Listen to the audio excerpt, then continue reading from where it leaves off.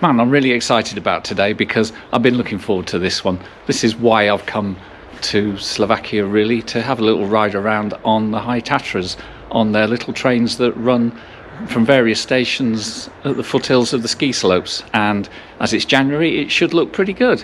I've been blown away by how lovely Poprad station is itself. And before we catch the train, I'm going to take us on a little trip around and look at all the sights of the wonderful station. I mean, it looks great from the outside, but inside it's even better. It's a weird station that has the mainline trains running in a kind of east-west direction, and then the small trains leave in a northerly direction, so completely at right angles and on a completely different level. So it's quite fun to look at. So why don't we just leave it there and say, let's see how this one goes. This station dates from 1982, with the high-level Tatra Electric Railway transfer hall not being finally completed until 1991. I do love the ZSSK winged wheel. On this first floor level there are passenger toilets, some vending machines, the ticket offices, and also a very helpful travel and tourist centre. But the most fun is to be had up on the second level. The transfer hall reconstruction was completed in 2017, and it's now looking mighty fine in the milky January light. The polished stone walls set off by the yellow details is just beautiful. And it's great to have some time to really enjoy these artistic details.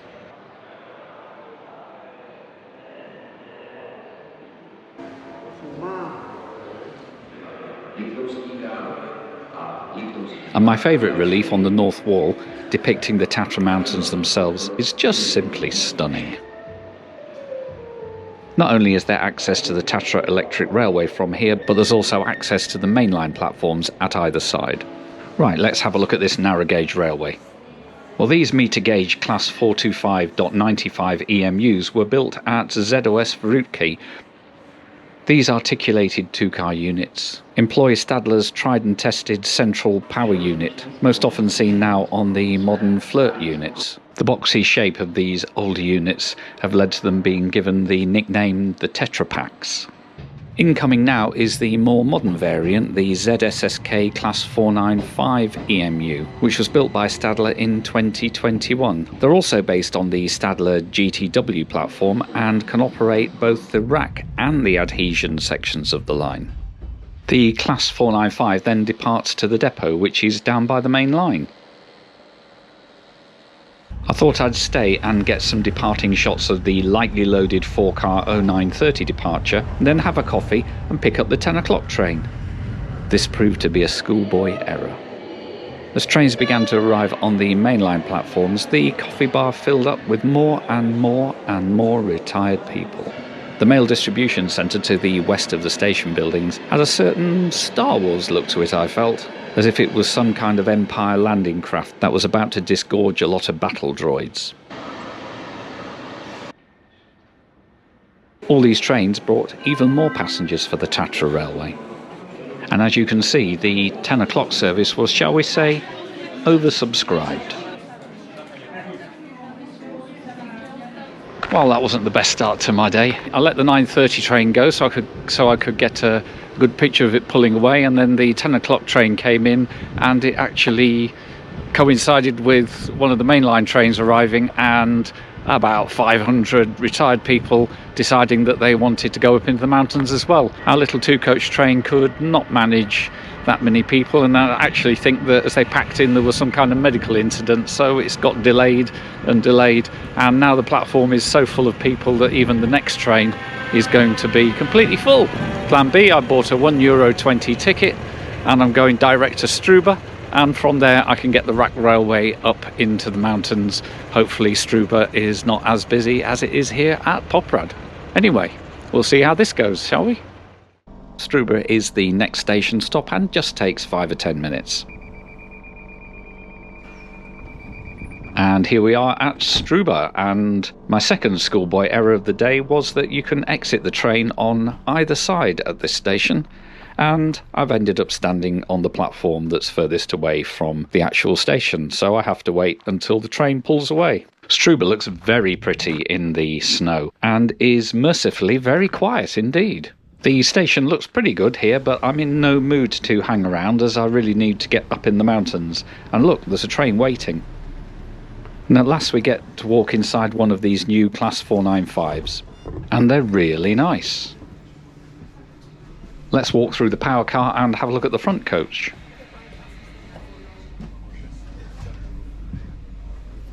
I love the maquette, and the seats are very comfortable indeed, considering this is really just a little commuter train. They come with standard power plugs and USB ports underneath the little drinks table. And it's great to see level boarding. As this is my first ride on the Tatra Railway, I made sure to validate my ticket in the machine, and I now have 24 hours of travel for just €4. Of course, there's plenty of place to put your skiing equipment, and room for bicycles and for people of reduced mobility. All in all, it's a really pleasant place to sit and travel. And off we go, a first for me, as I've never ridden on a rack railway before.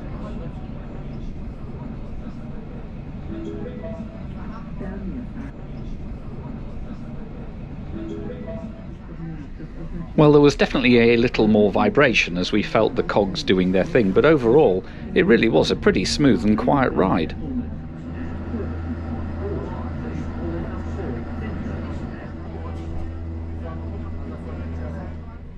Tatranská is the only intermediate station on the rack railway. And I'm not surprised to see some photographers on this line. And there's a real feeling now of how steeply we are climbing. And up into the clouds we go.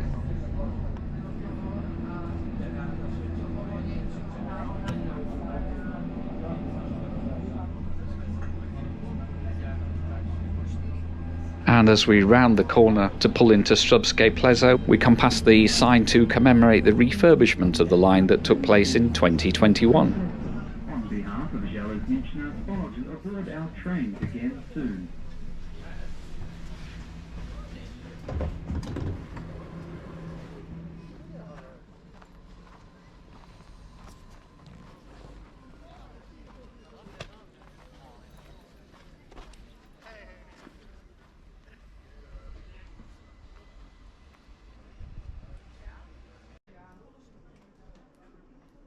So we took the rack railway up from Štrba to Strbske Pleso, and here we are. So this is where the rack railway meets the standard adhesion railway, and we can change trains and carry on through the Tatras. First thing though, let's go and get a coffee, and I think Pleso means lake, so I might walk up to the lake first and have a little nose round. There's a lot of people with walking gear. So yeah, it's a beautiful day up here. I thought it was going to be really, really misty and cloudy, and the rack railway climbs so far and so fast that it actually cut through the cloud base, and we popped up and it's sunny up here. So how about that? Well, yeah, there was a lake, wasn't there? It's over there. Snow-covered frozen lake. Absolutely beautiful. I was feeling a little bit nervous and a bit sad that I couldn't get the train that I'd planned to get, and then in the end I've come up here and I feel great. It's absolutely stunning up here. Real kind of weather and the kind of scenery that just makes you glad to be alive. But now I can see the ski jump in the distance, and I've kind of binned the idea of getting a coffee. If there's one around, I'll grab one, but it's just so nice here. I really just can't wait to get a little bit higher. I mean, the sun's catching those mountains up there and it's absolutely to die for.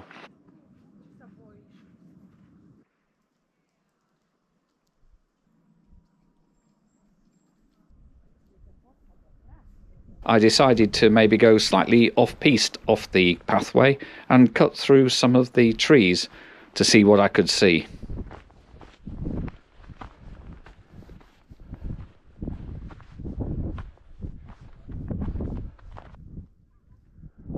Climbing up from the lake, you can walk along next to some of the cross-country ski tracks that crisscross the mountains around here.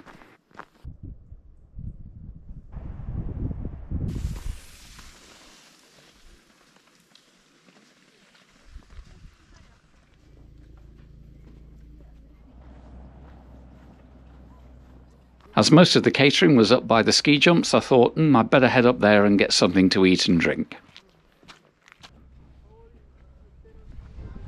The lovely little station building at Strbske Pleso, I don't know, would you call it modern alpine? There's not much here, just a ticket office, a newsstand and some vending machines, but you can go down the stairs to get to platform level. And I arrived just in time to see a 495 coming up the rack railway from Štrba.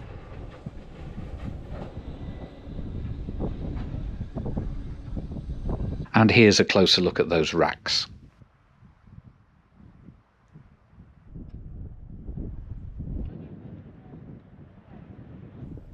So now's time to catch my train to Starý, Smokovec, and this time it'll be on a class 425.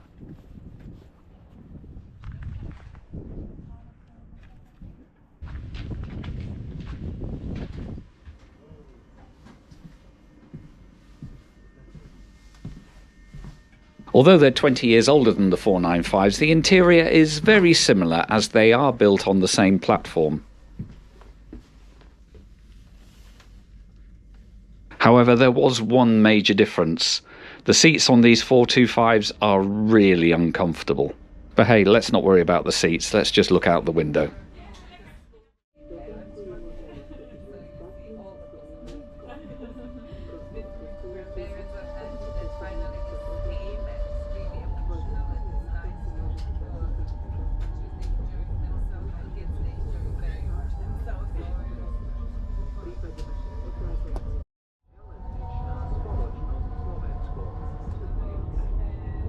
So tight curves and wonderful views are the order of the day on this little line as it snakes along the lower level of the high Tatras.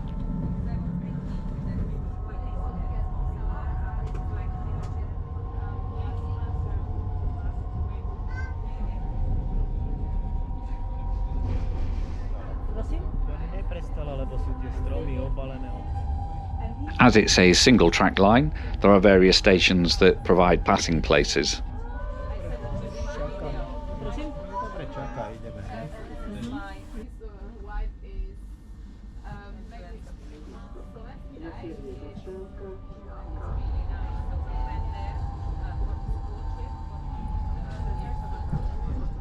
I did notice looking closely at the maps that there's lots of opportunities to drop off at one of these stations and then climb higher into the mountains and walk along and then drop down to a subsequent station, making a bit of a walking loop.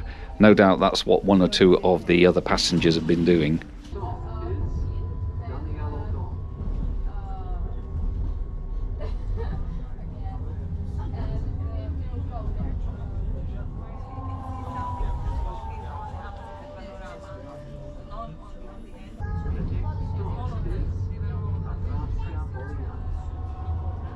As we get closer to Starý, Smokovec, it definitely becomes more built up and there's certainly more and bigger hotels. I'm sure for many years this has been the playground of either the capitalist or the communist elites.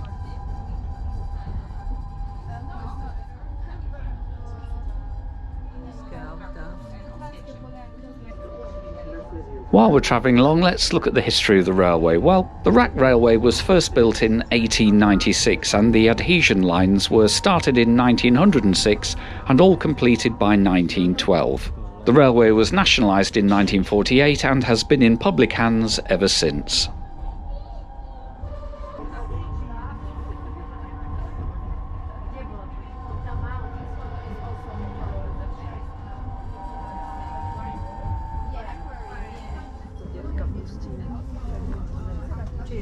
The Royal Palace is a huge TB sanatorium which dates from the 1920s when no doubt many hundreds of sufferers would come here to take the mountain air. And here we are into Starý, Smokovec. This looks very busy.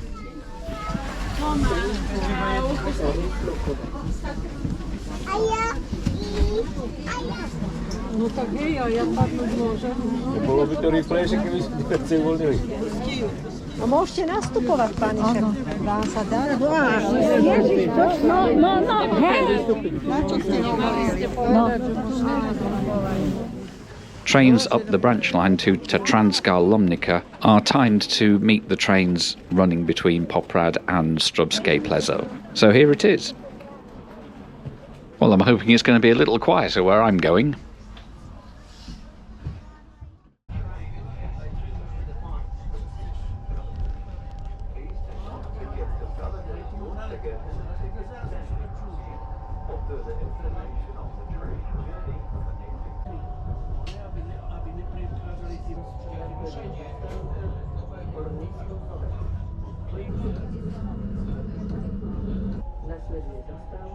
Tatranská Lomnica is another centre for skiing, and I would love to have had a quick ride up on the ski lifts, but I think they will be closed when I get there.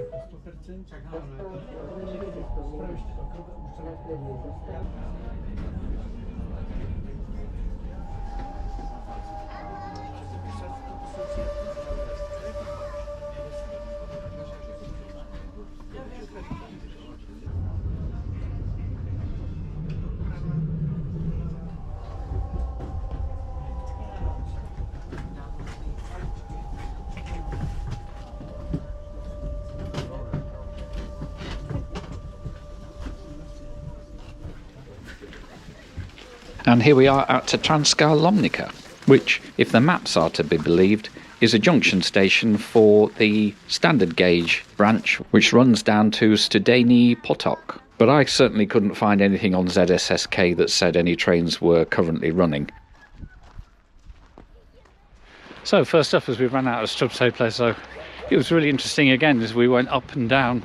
I'm sure you'll see that we've got lots and lots of mist, fog, and then we rise again above it and then move through another patch. But on the whole, wow, what a beautiful ride that was. And then we got to the junction station, and I met all those, well, you met all those old people I was talking about earlier, and they were all trying to get back on the train that we were trying to get off. And I'll leave in the edit some of the scrum because they were so keen to get on, they weren't actually letting anyone off, which is like one of those mad things. And yeah, they had that kind of babushka resilience that wasn't going to let anybody pass. So the sun's starting to set, which usually means that Johnny needs a drink. But before I do that, I'm just climbing up out of the station now, at least to the base of the ski lift, because the sun is now setting, and we might get some nice views if we get a little bit higher. So that's what I'm going to do, and then it's time to find someone who will sell me a beer, and maybe someone will sell me some tea, and I'm going to leave it reasonably late to get the return train. So really to see what it's like in the dark, and although it probably won't be that exciting, there won't be a lot to see, but really it's just been very busy on the trains, and yeah, sort of maybe let the band babushkas all go home. Anyway, I'll check in later. As you can see, the ski lifts were all coming down from the mountain to go to bed for the night. And after a very nice beer, I decided it was time to head off back down the mountain to Poprad.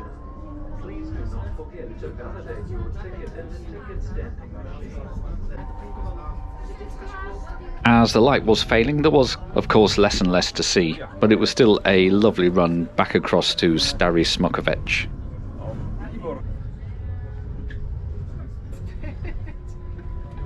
And just short of Starý Smokovec, we pick up the Poprad line and run parallel just for a little while before pulling into the station. And even though it's getting late, this station's still pretty busy. And it's time for us to hope that the next train coming will definitely be a 4-car unit.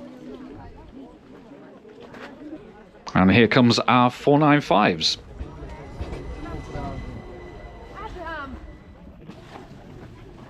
And it appears to be the Slovak way. On we go, even though no one's actually managed to get off yet. But as it turns out, this is fairly lightly loaded, and at least I can get one of these pop-up seats. The next stop is... And that's it. Settle into my seat, look out for the bright lights of Poprad, and complete this final leg of the journey. Železničná spoločnost Slovensko. We wish you a...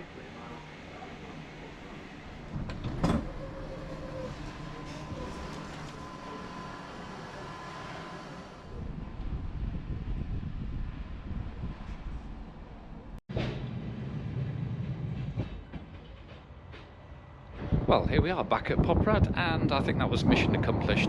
Got to travel on all the different trains in the area and had an unexpected ride from here to Štrba to start. And that worked out quite a good way of avoiding all the, shall we say, anarchic babushkas. Although I did bump into them again a little bit later, and as you've probably seen from the video, yeah, they were good at a scrum, that's for sure. They weren't giving anything away, were they? But anyway, here we are back here at Poprad, and yeah, I hope you've enjoyed this day out in the High Tatras on these wonderful, different sorts of narrow gauge trains that they have. If you've enjoyed this video, then please give it a like and consider subscribing to the channel, as I release a video every Friday. But in the meantime, here from Poprad-Tatry, I'd like to bid you a very good evening, and thank you very much for watching.